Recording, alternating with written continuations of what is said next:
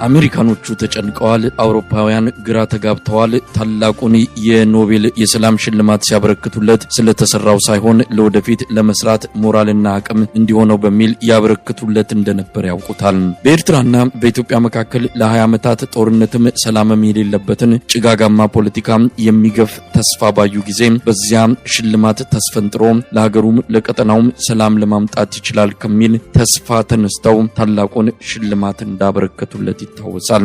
ተስፋቸው ሊጨናገፍ ያለሙት መልካም ነገር አፈር ከድሜ ሊገባ የወሰደው ጊዜ ግን ምናልባትም 1 ዓመትም አይሆንም። ሰውየው የሰላም ተምሳሌትነቱን በጦርነት አጋፋሪነት ቀይረውና ኢትዮጵያን የጦርነት መናኸሪያ ጎተራም አደረጋት። እንደ ጸበል በየክልሉ የዞረ እሳት ይረጭ ቦምብ ያዘንብ ጀመረና የኢትዮጵያን ህልም ባጭሩ ቀጫው። የምዕራባውያን ሀገራትንም ተስፋ ብዙም ሳይርቅ በቅርበት አጨናገፈው። ሲጀምረው በኦሮሚያ ክልል ያዝለቀቅ ባደረገው ውጊያ ነበር። ከህወሓት መሪዎች ጋር የስልጣን ግብግብ ውስጥ ገባና ከሁለተኛው የዓለም ጦርነት ወዲህ ብዙ ህዝብ ያለቀበትን ጦርነት በኢትዮጵያ ምድር ላይ አቀጣጠለው። ያ ከሚሊዮን በላይ የጨረሰው የትግራዩ ጦርነት ጋብ ባለማግስት ወደ ተረኛው ክልል የጦርነቱን ጸበል ጻዲቅ ይዞ ገባ፣ ወደ አማራ ክልል። ከአማራ ክልል የሚተርፍ ሰራዊት የሚኖረው ከሆነ ቀጣዩን ጽዋ የምታወጣው የሶማሌ ክልል እንደምትሆን ይገመታል። ምዕራባውያን መንግስታት 5 ዓመታትን ወደ ኋላ መመለስ ቢችሉ ግምታችን ስህተት ነው ብለው የሰጡትን ሽልማት ቢነጥቁት የሚመርጡ ይመስላሉ። በግምታቸው ቢጸጸቱ ልክም ናቸው። ተስፋቸው መና መቅረቱ ቢያስቆጫቸው አይፈረድባቸውም። ለኢትዮጵያውያን ግን ከዚያ ይለያል። ለኢትዮጵያውያን የሱ ዘመን የመከራ ዘመን ሆኖባቸዋል። ዛሬን በሰቀቀን በሰቆቃ ይኖሩ ነገን በጨለመ ተስፋ ይጠብቁ ዘንድ እድል ጣፋንታቸው ሆኗል። እሱ ለኢትዮጵያውያን ሌላ አይደለም፣ መቅሰፍት ይዞባቸው የመጣ ክፉ ገዢ እንጂ። የትኛውን አንስቶ የትኛውን መተው እንደሚቻል አይታወቅም። የትግራይ እናት ልቧ ተሰብሯል። የአማራ እናት እያቃሰተች ነው። የኦሮሚያ እናት ሐዘን አጉብጧታል። የአፋር አባት የመከራ ሰማይ እንደ እንቅብ ተደፍቶበታል። የሶማሌው አባት በሰቆቃ ብዛት ጉልበቱ ዝሏል። እዚህም እዚያም ሲቃው በርክቷል። የጦርነት ዛሬ ያለበት የንጹሃንን ደም ለቆሌው የሚገብር ሰው ሲከፋው የሚደሰት ሲደሰት የሚከፋው ገዢ የተፈናጠጠባት ሀገር ኢትዮጵያ አንዱን መከራ ተገላገልኩ ስትል ሌላ ግዙፍ የመከራ ዘመን ላይ አረፈችና በአራቱም አቅጣጫ ዋይታ የለቅሶ ድምጽ ያስተጋባባታል። ምን አጠፋን? ምን በደልን? እውነት ለመናገር ካንተ ምን አተረፈን? ከሰቆቃና ሲቃ በቀር ምንስ አገኘን? ያንተ ዘመን ለኢትዮጵያችን የመቅሰፍት ዘመን እንዲሆን በቅዱስ መጽሐፉ ትንቢት ተነግሮ ይሆን? ፈጣሪም አልሰማለም። እንደ ራሔል በራማ እንደተሰማው የለቅሶ ድምጽ የኢትዮጵያን እንባ በፈጣሪ ዘንድ መቼ ሆነ የሚታየው? ኤሎሄ ኤሎሄ ናማ ሰበክታኒ። እውነት ለመናገር ኢትዮጵያ ከአብይ አህመድ መምጣት ምን አተረፈች? የኢትዮጵያ ሕዝብ ከዚህ ሰው ምን አገኘ? የአብይ አህመድ ትሩፋቶችስ ምንድናቸው? በሐቅና እውነት መነጋገር ከተቻለ የዚህ ሰው ወደ ኢትዮጵያ የፖለቲካ መድረክ መምጣት መቅሰፍት ወይስ በረከት? በኢኮኖሚው፣ በፖለቲካው፣ በማህበራዊ ጉዳዮች ሀገራዊ ክብርና ኩራት በጥቅሉ ኢትዮጵያ ከአብይ አህመድ ምን ያገኘችው አንዳች ነገር አለና ነው ለተጨማሪ 1 ቀን በስልጣን ላይ እንዲቆይ የምትፈቅድለት? ቁጥሮችን እናናግራቸው። 31 ሚሊዮን ኢትዮጵያውያን አስቸኳይ የምግብ እርዳታ እንደሚያስፈልጋቸው በቅርቡ የወጣ ሪፖርት አመላክቷል። 5 ሚሊዮን ኢትዮጵያውያን ከቤታቸው አይኖሩም፣ ተፈናቅለው የሀገር ውስጥ ስደተኛ ሆነው ቀርተዋል። በዓለም በውስጥ መፈናቀል ኢትዮጵያ ቀዳሚውን ስፍራ የያዘችው በአብይ አህመድ የስልጣን ዘመን ነው። ኢትዮጵያ በ100 ዓመታት በተከሰቱባት አያሌ ጦርነቶች ካጣቻቸው ልጆቿ በብዙ እጥፍ ሚሊዮኖች ያለቁባት በዚሁ ሰው የአገዛዝ ዘመን ነው። $1 22 ብር ይመነዘር የነበረው በ5 ዓመት ውስጥ ከእጥፍ በላይ ተምዘግዝጎ 56 ብር ይመነዘር ጀምሯል። በህጋዊ መንገድ በጥቁር ገበያ 110 ብር ነው። 1 ኩንታል ጤፍ ከ3 ዓመት በፊት 5000 ብር የነበረው ዘንድሮ በ3 እጥፍ አድጎ 15000 ብር ገብቷል። ሽንኩርት በ200% እጥፍ ጨምሮ 120 ብር ካልሆነ የትም አይገኝም። ኑሮ ሰማይ ጣሪያ ነክቷል። አንድ የሕክምና ዶክተር የሚያገኘው ደሞዝ የአንድ የበግ ዋጋ የሚያወጣ አይደለም። መካከለኛ የሚባል የህብረተሰብ ክፍል ጠፍቷል። ከ100 የማይበልጡ ባለጠጎችን አጅበው 120 ሚሊዮን የሚሆኑ ኢትዮጵያውያን ከድህነት ወለል በታች ችጋር እየጠበሳቸው የሚኖሩባት ምድር ሆናለች ኢትዮጵያ። በህወሓት ዘመን ከወለጋ ጅጅጋ፣ ከሞያሌ መቀሌ እንዳሻው የሚንቀሳቀሰው ኢትዮጵያዊ ከ20 ኪሎ ሜትሮች በላይ ከሚኖርባት ከተማ መውጣት በህይወቱ ላይ ሞትን እንደመጋበዝ የሚቆጠርባት የሆነችው ኢትዮጵያ በዚሁ ሰው በአብይ አህመድ የስልጣን ዘመን ነው። ነጻ ፕሬስ የሚባል የለም። ምንጣፍ ጎታች ከሆኑ የሳሎን ባሪያነታቸውን ከፈቀዱ ጥቂት ታማኝ የፖለቲካ መሪዎች በቀር በኢትዮጵያ ምድር የተቃዋሚ ድምጽ ከነጭራሹ ጠፍቷል። 4 ክልሎች ከአብይ አህመድ እጅ ወጥተው በጦርነትና በድህረ ጦርነት ቀውስ እየታመሱ ነው። ጎንደር ተርቧል። ትግራይ በረሃብ ሺዎች በየሳምንቱ እየሞቱ ነው። ወለጋ የገባው ጠኔ ሕፃናትን እያረገፈ ነው። ደቡብ ኢትዮጵያ የሰው ልጅ ከከብቶች ተሻምቶ የከብቶችን መኖ እየበላ ነው። ሌላም እናም ጥያቄው ይነሳል። ኢትዮጵያ ከዚህ ሰው የምር ምን አገኘች? መቅሰፍት ወይስ በረከት? አሜሪካን ዋሽንግተን ዲሲ ከስትሪት ኖርዝ ዌስት የብዙዎቹ ታላላቅ የሎቢስት ደላሎች መገኛ ስፍራ። የዓለም ፖለቲካ እንደ እንዝርት ይሾርበታል። መንግስታት ሚሊዮን ዶላሮችን ለነዚህ ደላሎች እየከፈሉ የአሜሪካንን መንግስት አቋም ለማስቀየር ደጅ የሚጠኑበት ጎዳና ነው ኬስትሪት። ከቅርብ ጊዜ ወዲህ በዚያ መንደር ስለ ኢትዮጵያ የሚባለው አስገራሚ ነገር ነው። በኬስትሪት ጎዳና በኮሪዶሮች የሚሰማው ሹክሹክታ አሜሪካን በሰውየው ላይ ፍጹም እምነት እንደሌላት ነው። በአሜሪካን የውጭ ጉዳይ መስሪያ ቤት እጅግ ከሚጠሉ መሪዎች ዋናው ይኸው ምስራቅ አፍሪካ ላይ ግዙፍ የጸጥታ ስጋት የደቀነው የኢትዮጵያው ገዢ እንደሆነ በኬስትሪት መወራት ከጀመረም ሰንብቷል። ሲጀምርም ቀልባቸው አልወደደውም። አንድ የአሜሪካ ዲፕሎማት ሰውየውን ሲገልጹት በአንድ ቦታ የማይረጋ አስተማማኝ አጋር ለመሆን የማይችል ቀዥቃዣ ነገር ነው። በትግራዩ ጦርነት የአሜሪካንና የሰውየው ነገር ለየለትና አረፈው። አሁን ደግሞ አማራ ክልልን ሲያምስ አሜሪካውያን አንድ ነገር ማድረግ እንዳለባቸው አምነዋል። የገዛ ጓዳቸውን በርብሮ ሚስጥር የሚያሾልክ የፌዴራል መስሪያ ቤት ተቀጣሪ የሆነ ትውልደ ኢትዮጵያዊ ጉዳይ ለአሜሪካውያን የማስጠንቀቂያ ደውል ነው የሆነባቸው። የአሜሪካንን ደህንነት የሚነካ ብሔራዊ ጥቅሟን የሚጋፋ የሚስጥራዊ መረጃ ዘረፋ ውስጥ የኢትዮጵያ ባለስልጣናት እጃቸው መኖሩ ለአሜሪካውያን ቀይ መስመርን የማለፍ ያህል ነበር የተወሰደው። እናም ሰውየውን ከዚያ ቀጠና ገለል ማድረጉ የአሜሪካውያን ምርጫ ሆኖ በአቋም ተያዘ። ያስጨነቃቸው ማን ይተካ የሚለው እንጂ ሰውየው በስልጣን ላይ የሚቆይባት እያንዳንዷ ቀን እጅግ አደገኛ መሆኗን ከተረዱ ሰንብተዋል። አውሮፓውያንም አቋማቸው ብዙም የሚለይ አይደለም። ሰውየው ገለል ቢል ሊፈጠር የሚችለው የስደተኛ ጎርፍ በእርግጥ አስጨንቋቸዋል። በስልጣን ላይ መቆየቱ የሚያመጣው ጣጣ ለነሱም እንደሚተርፍ በሚገባ ተረድተውታል። የጨነቃቸውም የሆነው እንዴትና በማን ይቀየር? ለኢትዮጵያውያን ይህ ጥያቄ የቅንጦት ነው። የሉና ጉዳያቸው አይደለም። መቅሰፍት ይዞባቸው የመጣን አገዛዝ ከመገላገል በላይ የሚያስጨንቃቸው ምንም ነገር ምድር ላይ የለም። ነገ ራሱ መልሳለውና አብይ አህመድ ከኦነግ አባቶቹ ከህወሓት አሳዳጊዎቹ እያጠና ለአቅመ ማሰብ የደረሰው የኢትዮጵያን ሀገረ መንግስት እንዴት ማፈራረስ እንደሚቻል የተጻፈውን ከቅኝ ገዢዎች የተቀዳውን ሰነድ ነው። ኢትዮጵያ በሁሉም ልጆቿ መስዋዕትነት የቆመች ነፃነቷን አስጠብቃ የቆየችውም ከአራቱም ማዕዘናት በተከፈለ የደምና የአጥንት ውድ ዋጋ መሆኑን የሚክደው የቅኝ ገዢዎች ሰነድ የአማራውን ህዝብ በጨቋኝነት የኦርቶዶክስ ቤተክርስቲያንን በእምነትና ባህል ወራሪነት የሚወነጅልበት እጅግ መርዛማ የበቀል ትርክት የያዘ ሰነድ ነው። ህወሓትና ኦነግ ሰነዱን ማኒፌስቶቸው አድርገው ተከታዮቻቸውን ሲያጠምቁበት ኖረዋል።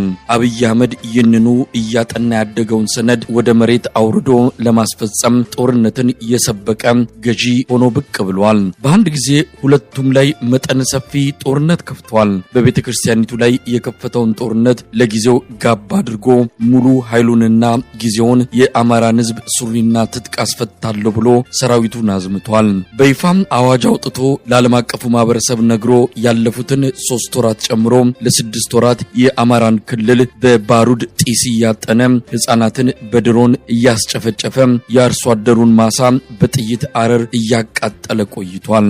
አሁንም በንጹሃን ግድያ ላይ ተሰማርቶ መጠነ ሰፊ የዘር ማጥፋት ዘመቻ እያካሄደም ነው። ትላንት ትግራይ ላይ የፈጸመው የተፈጸመውን ታላቁን ጥፋት አማራ ላይ በመድገም ለየትኛውም የኢትዮጵያ ልጅ ርህራሄ የሌለው መሆኑን በትክክልም ለመቅሰፍት የተላከ ገዢ መሆኑን አስመስክሯል። የአማራ ህዝብ በእርግጥ አጸፋውን እጥፍ ድርብ አድርጎ እየመለሰ ይገኛል። ዛሬ ቆሞ እጅን አጣጥፎ መሞትን አሸንፏል። ከደጃፉ ሊገድለው ለመጣ ምላሹ ከኔ ሞት በፊት አንተ ትቀድማለህ ሆኗል። ከ5 ወራት በኋላ የአማራ ህዝብ ከተከላካይነት ወደ አጥቂነት ተሸጋግሯል።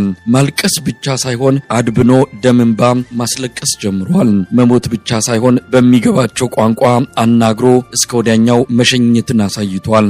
አሁን ቁመናው ዘለግ ብሏል። አንድ የፋኖ አመራር ከሰሞኑ ሲናገሩ ከመንግስት ጦር ከትጥቅ አንጻር የሚቀረን ድሮን ብቻ ነው ማለታቸው ትግሉ በ5 ወራት ውስጥ የደረሰበትን ደረጃ በሚገባ ያሳያል። የፋኖ ትግል ከአማራ ክልል ወጥቶ ሌላውን ጭቁን ህዝብ አስተባብሮ ወደ አዲስ አበባ የሚገባበትን ምዕራፍ ተጠግቷል። ኢትዮጵያ ላይ የመጣውን መቅሰፍት ለማጥፋት በእርግጥም ጊዜው እየቀረበ ይመስላል። የቅኝ ገዢዎች ሰነድ የሚቀዳደድበትና የሚቃጠልበት ቀን ከምን ጊዜውም በላይ ደጃፋችን ደርሷል።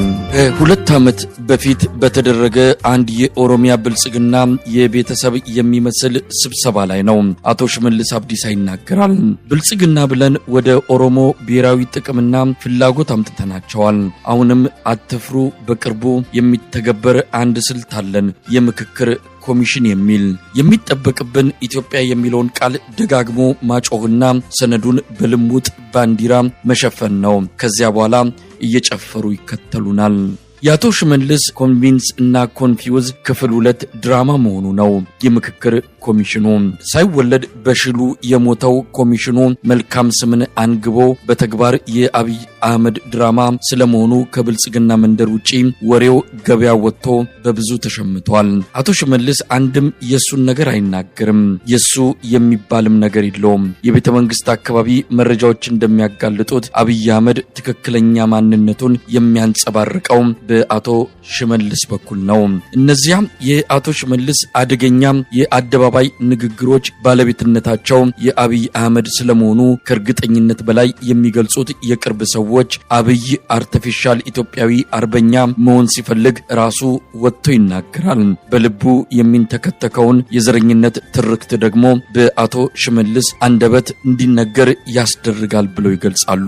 እንዲህ አይነት በአደባባይ መናገርን የማይፈልጉትን የሚናገርላቸው ሰው የነበራቸውና ያላቸው የዓለማችን መሪዎች ብዙዎች ናቸው። አቶ ሽመልስ የምክክር ኮሚሽኑ ቁጥር 2 ኮንቪንስና ኮንቪውዝ ድራማ መሆኑን በሹክሹክታ ሲናገር ያለ ፍቃድ አልነበረም፣ እንደመጣለትም አይደለም። አብይ አህመድ ሳይፈቅድለት የሚናገራት አንዲት ቃል እንደሌለች የምናውቅ ብዙ ማለት የምንችል ይመስለኛል። በሚቀጥለው ዓመት እሬቻን በቀይ ባህር ላይ እናከብራለን ሲል አብይ አህመድ ቀይ ባህር የህልውናችን መሰረት ነው በሚል ላዘጋጀው የማዘናጊያ ዲስኩር መንደርደሪያ እንዲሆን የአብሪ ጥይት ያህል አስቀድማ የተተኮሰች ንግግር መሆኗ ግልጽ ነው። ስለ ምክክር ኮሚሽኑ ብዙ ማለት የሚያስፈልግ አይመስልም። የአብይ አህመድ ማደንዘዣ መድኃኒት ስለመሆኑ አያሌ ማሳያዎችን ዘርዝሮ መግለጽ ይቻላል። በአጭሩ ኮሚሽኑ የኢትዮጵያ ሽግግርን ለማደናቀፍ የተዘረጋ ወጥመድ ነው። አንደኛውን ራቁቱን የመጣው ብልጽግና ይሻላል። አብይ አህመድ ሲጨንቀው ጠርቶ ህዝቡን እንዲያጃጅልለት የሚጠቀመው አሻንጉሊት ነው። አብይ አህመድ በዚህ በኩል ሀገር እያፈረሰ በሌላ መድረክ ይመጣና ሀገራዊ ምክክር እያለ ይቀልዳል። የኮሚሽኑን ስራ የኦሮሚያ ብልጽግና በራሱ ልክ አድርጎ ቀድሞ ፈጽሞ ጨርሶታል። እንደዚህ ኮሚሽን የኢትዮጵያን ሽግግር አደናቃፊና መሰናክልም የለም። የአምባገነኖችና ዘረኞች ወንበር አስጠባቂ ተቋም የሆነ አደገኛና በአስቸኳይ መፍረስ የሚገባው ነው። ለኢትዮጵያ ህዝብ መድረስ የሚገባው የወቅቱ መልእክት ይህ የምክክር ኮሚሽን የሚሉት የቀነጨረ ተቋም የብልጽግና ፓርቲ የነፍስ አባት መሆኑ ታውቆ በአንድ የጋራ ድምጽ እንዲያወግዘው ነው።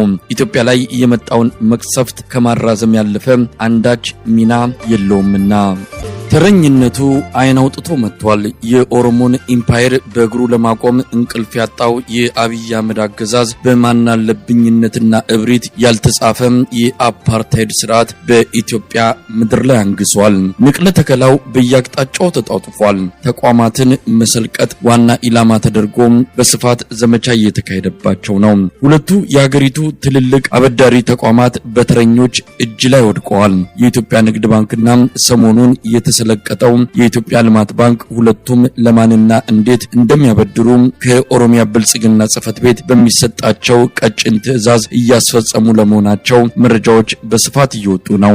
የአንድ ብሔር ተወላጅ የሆኑ ሚሊዮነሮችና ቢሊዮነሮች እንደ እንጉዳይ ፈልተዋል። የአማራ፣ የጉራጌ፣ የትግራይና ሌሎች ኢትዮጵያን ባለሀብቶች ከጫወታ ወጥተው ብዙዎች ስደትን ምርጫቸው አድርገዋል። በአንድ የቡና ቤት ምሽት የ2 ሚሊዮን ብር ቼክ የሚጽፉ ተረኛ ባለሀብቶች ኢትዮጵያ ምድር ላይ በቅለዋል።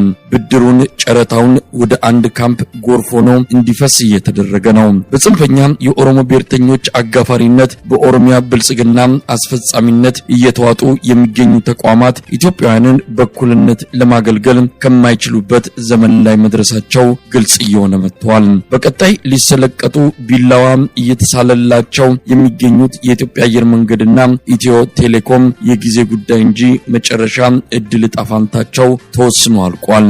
ጉራጌ የምትታመሰው በዚሁ ተረኛ አገዛዝ የተስፋፊነት ተልዕኮ እንደሆነ ይታወቃል። ነገ ከነገ ወዲያ የሲዳማ ክልል ካርታ መቀየሩ የሚጠበቅ ይሆናል። የኦሮሚያ ብልጽግና አይኑን ጨፍኖ ተረኝነቱ ላይ ሰፊ ዘመቻ ከፍቶ እያስፈጸመ ነው። ኢትዮጵያዊ ቀለም እንዲጠፋ የማድረጉ ተልዕኮ በየአቅጣጫው ተጠናክሮ እየተካሄደም ይገኛል። የቅርብ ጊዜው የኢሬቻ በዓል አከባበር የዚሁ የመሰልቀጥ አጀንዳ ትልቁ መገለጫ ነው። ኢትዮጵያን እነሱን እንድትመስል ቀን ከሌሊት እንቅስቃሴውን ቀጥለውበታል። የኦሮሞን ኢምፓየር ምስራቅ አፍሪካ ላይ አቆመዋለሁ ብሎ የቀን ቅዠት ውስጥ ገብቶ እየዋኘ ያለው አብይ አህመድ የኦሮሞን ሕዝብ ከኢትዮጵያዊ ወገኑ ጋር ደም ለማቃባት ብዙ ርቀት እየሄደ ነው።